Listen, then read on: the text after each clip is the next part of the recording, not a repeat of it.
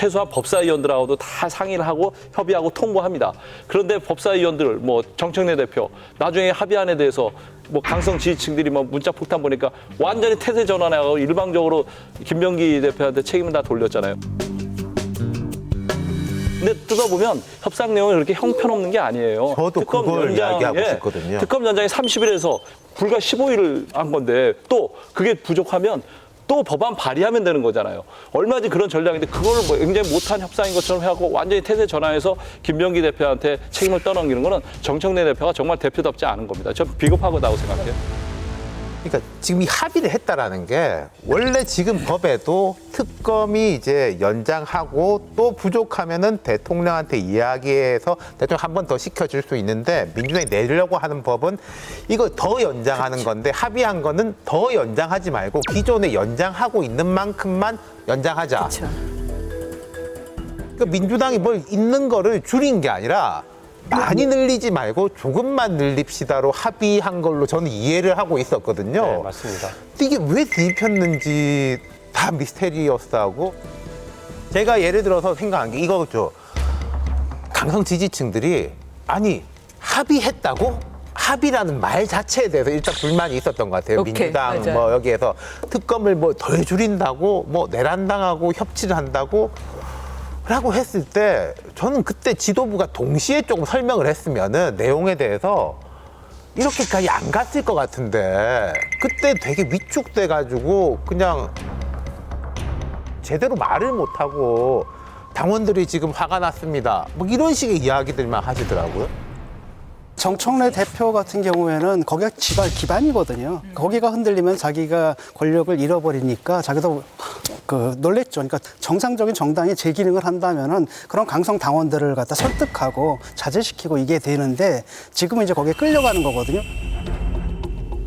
다 이게 될 거다라고 했는데 강성 당원들이 확 반발을 해버리니까 싹 하면서 자기만 빠져버리는 거잖아요. 네, 그렇죠. 다 자기만 빠져버리고 김병기 때문이야. 그래서 이 강성 당원들이 다 그 김병기 원내대표만 집중 공격을 했거든요. 그렇죠. 거기다 대통령도 슬쩍 빠졌단 아, 예, 말이죠. 대통령이 발을 뺀 게 네, 대통령도 진짜 빠이고. 너무 보였어요.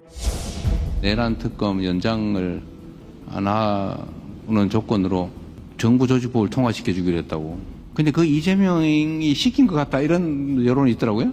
협치 타협 막 얘기한 걸 보니까 분명히 이제 하라고 뒤에서 슬쩍 시킨 것 같다 이런 여론이 있어서 그런지 저한테 비난이 엄청 쏟아지고 있어요 지금.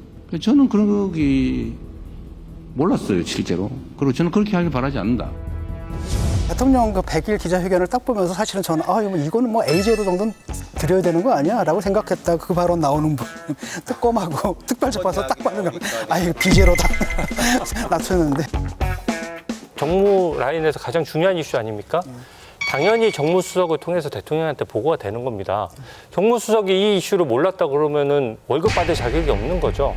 당연히 보고가 되는데 마치 이제 강성 지지층이 문자 폭탄을 보내니까 이제 정청래 대표도 사실 원내대표하고 지금 얘기 들어보면은 미리 사전에 다 협의가 됐던 것 같아요. 그러니까 김병기 대표가 굉장히 억울해합니다. 얼굴에 억울함이 가득해요. 나와서 얘기하는데.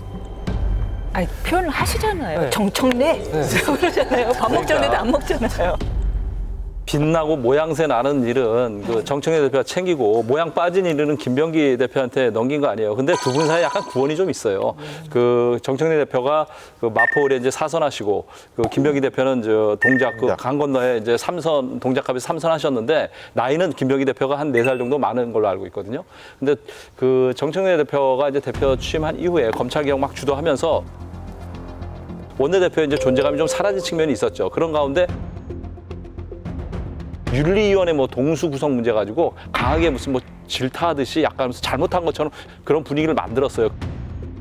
그거에 대해서 김병기 원내대표가 굉장히 불편하던 차에 최근에 원내 교섭단체 대표 연설을 하잖아요. 근데 그걸 갖다가 원래는 김병기 원대표가 하는 게 맞습니다. 왜냐하면 이재명 대표가 대표 시절인가 2월에 그 대표 연설을 했었어요. 그래서 이번 순서는 돌아가면서 하는 원칙이기 때문에 원내대표가 하는 게 맞는데 정청래 대표가 약간 자기가 했으면 좋겠다는 뜻을 부른 거예요. 그것도 좀 불쾌했던 거예요. 이런 것들이 작용을 한 와중에 협상 잘못했다고 모든 책임을 확 떠넘기니까 김병기 대표가 그동안 쌓였던 게 폭발한 거죠.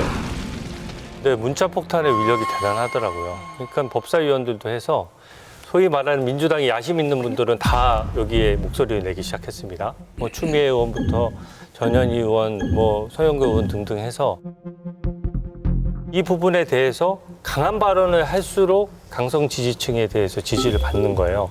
그러니까 사실은 정청래 대표도 이 상황은 다 알고 있고 대통령실도 어느 정도 교감하에 결론이 났는데 강성 지지층의 문자 폭탄이 있고 정청래 대표가 먼저 발을 제일 먼저 뺐습니다.